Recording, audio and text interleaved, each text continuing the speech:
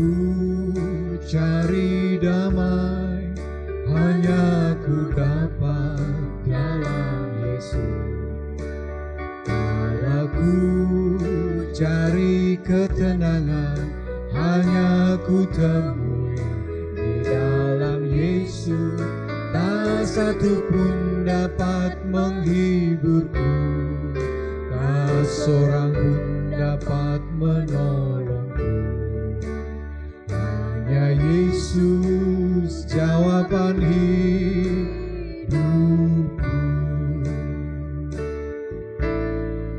Bersama Dia hatiku damai, walau dalam lembah kekelaman. Bersama Dia hatiku tenang, walau hidup penuh tantangan. Tak satu pun dapat menghiburku, tak seorang pun dapat menolongku. Hanya Yesus jawaban hidupku.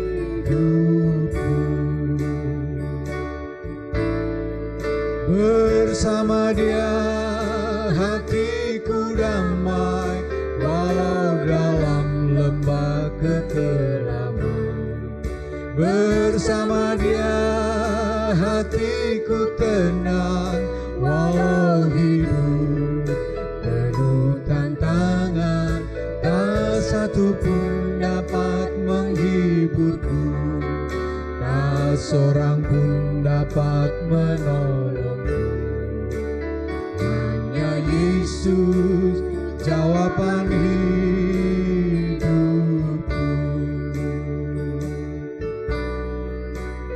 Hanya Yesus jawaban hidupku.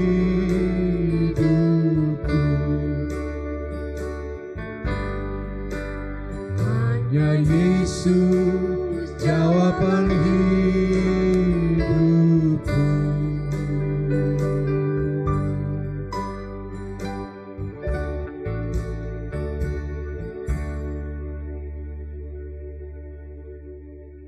Haleluya, jumpa lagi dalam program pendalaman Alkitab, khususnya kitab Daniel. Malam hari ini kita akan berdoa, awali dengan doa.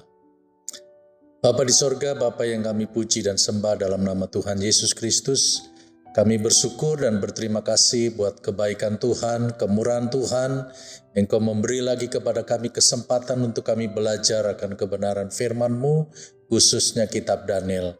Tuhan, urapi kami hamba-Mu, urapi semua yang mendengarkan, yang mengikuti program ini, supaya kami diberkati dan kami boleh melangkah dalam hidup kami seturut dengan kebenaran firman-Mu. Kami akan mulaikan dalam nama Tuhan Yesus Kristus. Haleluya. Amin. Puji Tuhan, pada minggu yang lalu kita sudah sampai pada Daniel pasal 6 ayat yang ke-12. Sedikit saya ulas, dalam ayat 12 berkata begini, lalu orang itu bergegas-gegas masuk dan mendapati Daniel sedang berdoa dan bermohon kepada Allahnya. Saudara-saudara yang saya kasihi, ternyata dengan dibuatnya aturan untuk tidak menyembah Allah selain menyembah Raja Darius, maka Daniel tidak terbawa. Ya, Daniel tidak terbawa arus. Daniel tetap konsisten, dia tetap melakukan doa apapun resikonya. Ya, dan ini menjadi teladan buat kita sebagai orang-orang yang percaya kepada Tuhan, sebagai gereja Tuhan. Apapun resikonya, kita mau tetap mencari Tuhan, kita mau tetap berdoa kepada Tuhan. Nah, Daniel karena dia konsisten dalam komitmen pribadinya untuk berdoa, maka dia mendapatkan kekuatan, dia mendapatkan hikmat, ya, sehingga hidupnya penuh dengan berkat Tuhan, ditudungi dengan perjanjian Allah. Dan itu adalah merupakan berkat yang khusus buat Daniel, menggambarkan sebagai orang-orang yang percaya kepada Tuhan yang tidak tergoyahkan. Ya, Memang kita masih berada di tengah-tengah dunia ini, tetapi pandangan rohani kita adalah terhadap sorga. Ya, dalam suratan Roma pasal 8 ayat yang kedua berkata begini, Roh yang memberi hidup telah memerdekakan kamu dalam Kristus dari hukum dosa dan hukum maut. Ya, jadi apapun yang dilakukan harus dipimpin oleh Roh. Saya percaya karena di dalam pribadi Daniel ada roh yang luar biasa, sehingga dia tidak gampang untuk memutuskan sesuatu, tetapi selalu minta pimpinan Tuhan. Lewat doa itulah ya Daniel dia melakukan apa yang benar di mata Tuhan. Ya, tadi dikatakan bahwa keinginan daging itu adalah maut, tetapi keinginan roh adalah hidup dan damai sejahtera. Ya. Buat kita sebagai orang-orang percaya, doa itu seperti jantung, ya. Tidak kelihatan tetapi terus berdetak, ya. Terkadang doa kita itu tidak terlihat, ya. Tetapi seperti jantung, dia terus akan tetap berdetak, ya. Kalau jantung itu berhenti berdetak, maka orang itu akan mati. Demikian juga dengan doa. Ketika doa kita berhenti, tidak lagi mau berdoa, tidak mau lagi berhubungan dengan Tuhan, tidak perlu lagi merasakan kekuatan dan hadirat Tuhan, hati-hati, iman percaya kita bisa mati. Ya. Nah, sama seperti doa tidak menonjol, maka doa itu bukan untuk orang yang suka menonjolkan diri. Ya. Orang yang suka berdoa, dia justru akan semakin merendahkan hatinya di bawah kaki Tuhan. Ya, doa itu tidak menonjol. Mungkin kesaksian lebih menonjol, berkhotbah lebih menonjol. Doa tidak menonjol. Ya, jadi orang-orang yang suka berdoa, yang konsisten dengan doanya, harusnya rendah hati. Ya, puji Tuhan. Mari kita akan masuk kepada pasal 6 kitab Daniel ayat yang ke-13. Saya akan baca Daniel 6 ayat 13, 14 dan 15. Berkata begini, ayat 13. Kemudian mereka menghadap raja dan menanyakan kepadanya tentang larangan raja. Bukankah tuanku mengeluarkan suatu larangan supaya setiap orang yang dalam 30 hari menyampaikan permohonan kepada salah satu dewa atau manusia kecuali kepada tuanku ya raja akan dilemparkan ke dalam gua singa? Jawab raja, perkara ini telah pasti menurut undang-undang orang Media dan Persia yang tidak dapat dicabut kembali. Ayat 14. Lalu kata mereka kepada raja, Daniel, salah seorang buangan dari Yehuda, tidak mengindahkan tuanku ya raja, dan tidak mengindahkan larangan yang tuanku keluarkan. Tetapi 3 kali sehari ia mengucapkan doanya. Ayat 15. Setelah raja mendengar hal itu, maka sangat sedihlah ia, dan ia mencari jalan untuk melepaskan Daniel. Bahkan sampai matahari masuk, ia masih berusaha untuk menolongnya. Ya. Saudara, strategi dari 122 orang pejabat merasa berhasil untuk menjerat Daniel, untuk menghancurkan orang percaya, kelihatannya berhasil. Gereja akhir zaman kelihatannya berhasil dipasung, ya, oleh undang-undang yang menjerat yang dibuat oleh Raja Darius. Tapi Daniel didapati tetap setia berdoa. Nah, hal ini membuat Raja Darius menjadi gelisah. Ya, karena apa? karena dalam kerajaan itu Daniel termasuk punya banyak jasa. Ya, banyak hal yang sudah dibuat. Dan Raja Darius begitu percaya bahwa Daniel adalah seorang yang benar, tidak melakukan kesalahan. Ya, semuanya ini adalah merupakan sebuah jerat. Nah, yang menarik saudara-saudara, kita perhatikan dalam ayat yang ke-15 tadi bahwa raja mencari jalan untuk melepaskan Daniel, tetapi usahanya gagal. Ya, saudara-saudara, sekarang justru perhatian raja kepada Daniel. Dia berusaha untuk mencari jalan bagaimana untuk menolong Daniel, bagaimana untuk menyelamatkan Daniel, dan ternyata apa yang menjadi usahanya itu gagal. Ya, dan semua itu adalah maksud Tuhan yang indah buat kehidupan Daniel. Apa maksud Tuhan untuk kehidupan Daniel? Apakah memang Allah sengaja mau menghukum Daniel? Saudara-saudara, seringkali saya berkata bahwa iman itu harus diuji. Ya. Pada saat kita berada di dalam keadaan yang normal-normal saja, lancar-lancar saja, tidak ada rintangan, tidak ada halangan, mungkin iman kita bisa berdiri teguh.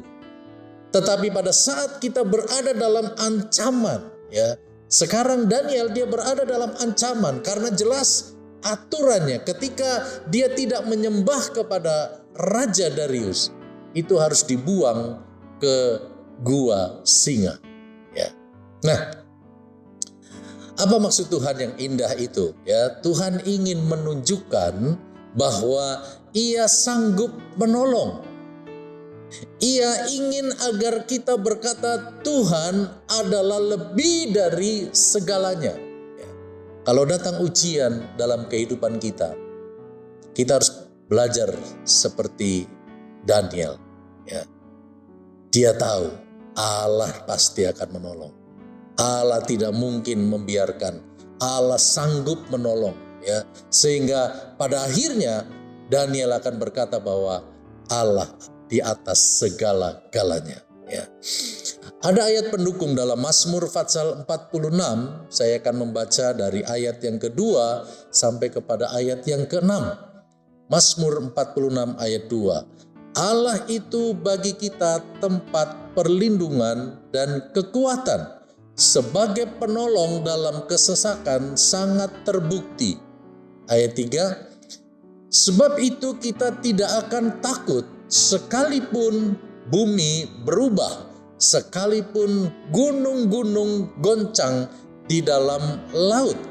Ayat 4, sekalipun ribut dan berbuih airnya, sekalipun gunung-gunung goyang oleh geloranya, Selah. Ayat 5, kota Allah, kediaman yang maha tinggi, disukakan oleh aliran-aliran sebuah sungai. Ayat 6, Allah ada di dalamnya, kota itu tidak akan goncang, Allah akan menolongnya menjelang pagi. Ya. Ayat-ayat ini menyatakan bahwa yang menjadi sumber pertolongan hanyalah Allah. Ya. Ketika kita menghadapi sebuah tantangan, pergumulan atau ujian, ingat bahwa Allah adalah sumber pertolongan dalam kehidupan kita. Yang dimaksud dengan kota Allah di sini maksudnya adalah kediaman Tuhan. Ketika ada Tuhan dimanapun kita berada, kota itu akan aman. Ya, kota itu akan aman. Ya. Nah, dikatakan di sana sumbernya hanya satu, tetapi aliran-aliran sungainya banyak. Ya, ada begitu banyak cara Allah menolong kita. Dia adalah sumber pertolongan itu. Tetapi Allah bisa menggunakan aliran-aliran sungai yang begitu banyak. Cara Tuhan untuk menolong kita sebagai orang-orang percaya. Kalau kita tetap tekun di dalam doa. Kalau kita tetap berpendirian teguh kepada firman Tuhan. Pasti akan ada pembelaan daripada Tuhan. Nah, Dalam ayat yang ke-16 sampai kepada ayat yang ke-29 itu berbicara mengenai gua singa dan kemuliaan. Ya. Kita akan melihat bahwa dimanapun kita berada, kalau ada Allah, kita tetap dapat memuliakan Tuhan. Ya. Dalam ayat yang ke-16 dari Daniel 6 ayat 16 berkata begini, lalu bergegas-gegaslah orang itu menghadap raja serta berkata kepadanya, ketahuilah ya raja, bahwa menurut undang-undang orang Media dan Persia, tidak ada larangan atau penetapan yang dikeluarkan raja yang dapat diubah. Ya. Kita melihat di sini bahwa 122 pejabat ini, dia mendesak kepada raja. Ya. Nah, saya pernah sampaikan bahwa 3 kali terjadi kerusuhan. Salah satunya adalah ayat 16 ini. Ya. Semua pegawai istana mereka mendesak kepada raja bahwa tidak ada larangan yang dikeluarkan yang dapat diubah. Ya. Artinya bahwa memang Raja Darius dia coba untuk mencari jalan untuk menyelamatkan Daniel. Tetapi terkena dengan undang-undang yang tidak dapat dirubah. Hal ini identik dengan people power yang pernah terjadi di negara kita, ya. Kekuatan massa, seolah-olah massa yang menentukan, ya, undang-undang itu, massa yang menentukan siapa yang banyak, dialah yang bisa menentukan, ya.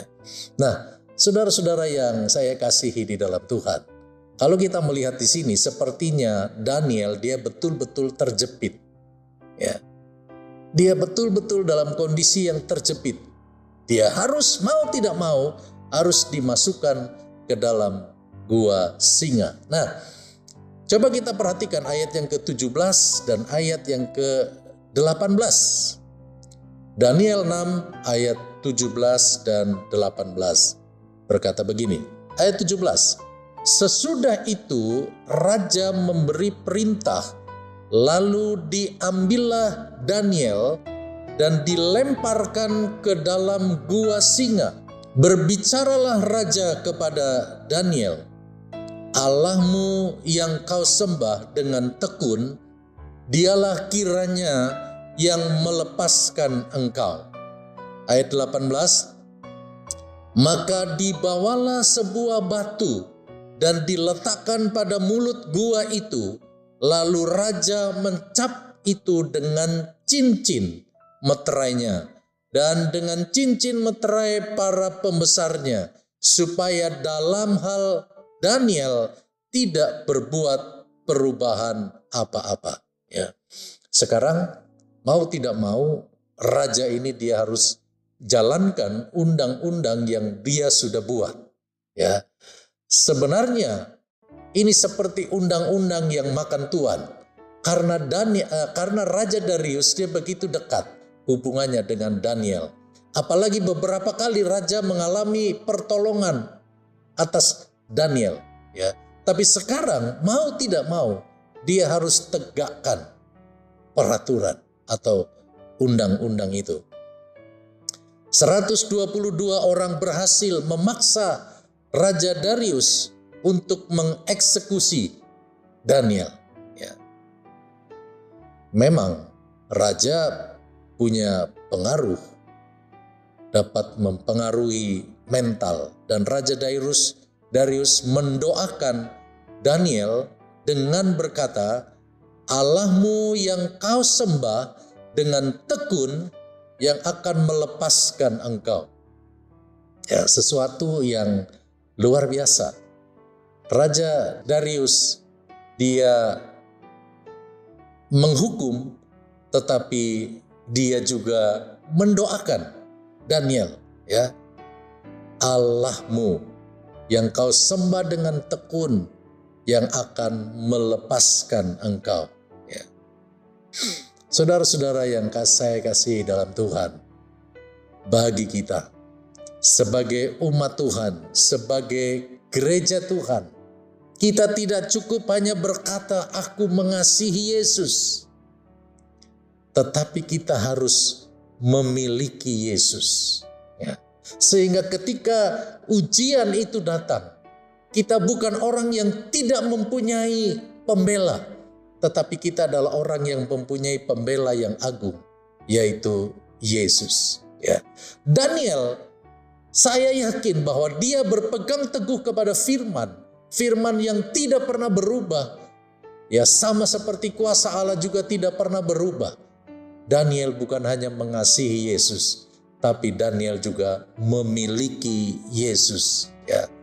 Bahkan pada akhirnya gereja ya akan dimiliki oleh Yesus. Ya, saudara-saudara, hal yang sama seperti yang dialami oleh Daniel, bahwa iman itu harus diuji. Iman kita juga harus diuji. Ya. Dan akan terlihat kalau orang yang mengasihi Yesus, orang yang memiliki Yesus, pada akhirnya pasti dia akan dimiliki oleh Yesus. Ya. Karena orang yang memiliki Yesus, dia akan mengalami kemenangan. Ya. Dalam 2 Korintus pasal 1 ayat yang ke-21 dan 22 berkata begini. 2 Korintus 1 ayat 21, sebab dia yang telah meneguhkan kami bersama-sama dengan kamu di dalam Kristus adalah Allah yang telah mengurapi. Ayat 22, memeteraikan tanda miliknya atas kita, dan yang memberikan Roh Kudus di dalam hati kita sebagai jaminan dari semua yang telah disediakan untuk kita. Saudara-saudara yang saya kasihi dalam Tuhan, kalau kita membaca 2 Korintus pasal 1 ayat 21 dan 22 ini membuktikan bahwa ada tahapan-tahapan kekristenan yang dapat memberikan kepada kita sebagai jaminan bahwa kita di dalam Kristus, kita memiliki keselamatan, kita memiliki kehidupan yang kekal karena tahapan-tahapan ini. Ya. Ada 4 tahapan yang kita akan melihat di dalam ayat ini. Yang pertama, tadi dikatakan bahwa dialah yang telah meneguhkan.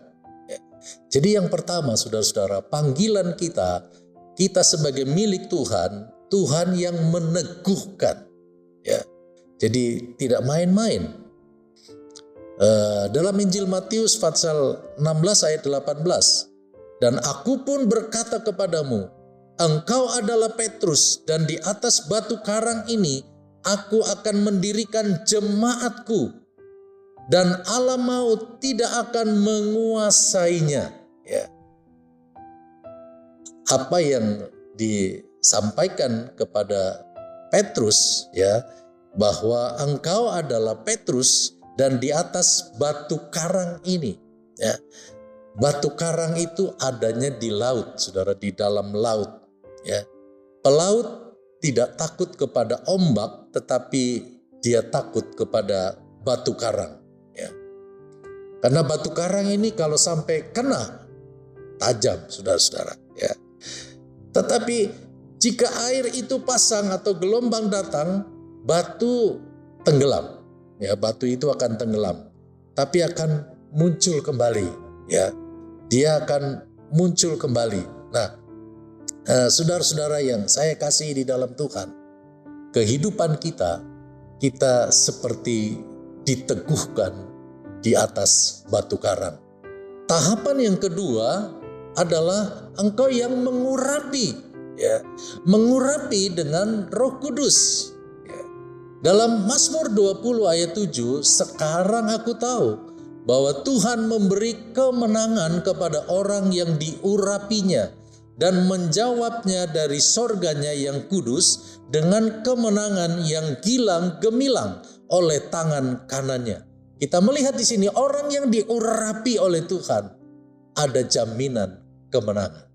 Ya, Karena itu Daniel, dia tidak pernah ragu. Dia tidak bimbang akan pertolongan Tuhan. Karena di dalamnya ada roh Allah yang luar biasa. Lalu tahapan yang ketiga, bahwa Allah yang memeteraikan, ya, sebagai tanda kepemilikan. Ya. Zaman dulu meterai itu dengan cincin, ya, milik kaisar. Nah, ketika ada orang coba menguasai kita, merebut kita, maka mereka akan berhadapan dengan Allah. Karena apa? Kita sudah dimeteraikan. Ya. Jadi bukan kita yang berperang, tetapi Allah yang akan berperang ganti kita. Ya, jadi tidak main-main. Kepemilikan kita di hadapan Tuhan, kita sebagai milik Tuhan itu dimeteraikan. Ya. Ada meterainya. Jadi semuanya sah. Karena itu siapapun yang akan menghadapi kita, dia akan menghadapi Allah. Ya. Lalu tahapan yang keempat, memberikan Roh Kudus. Dan ini berbicara mengenai keputraan, ya, roh keputraan, bahwa sebagai tanda bahwa kita adalah anak-anak Allah. Kita adalah milik Allah dan kita adalah anak-anak Allah. Ya, dalam Roma 8 ayat 16, roh itu bersaksi bersama-sama dengan roh kita bahwa kita adalah anak-anak Allah. Apa yang kita dapatkan kalau kita adalah anak-anak Allah? Ayat 17. Dan jika kita adalah anak, maka kita juga adalah ahli waris. Maksudnya orang-orang yang berhak menerima janji-janji Allah, yang akan menerimanya bersama-sama dengan Kristus, yaitu jika kita menderita bersama-sama dengan Dia, supaya kita juga dipermuliakan bersama-sama dengan Dia.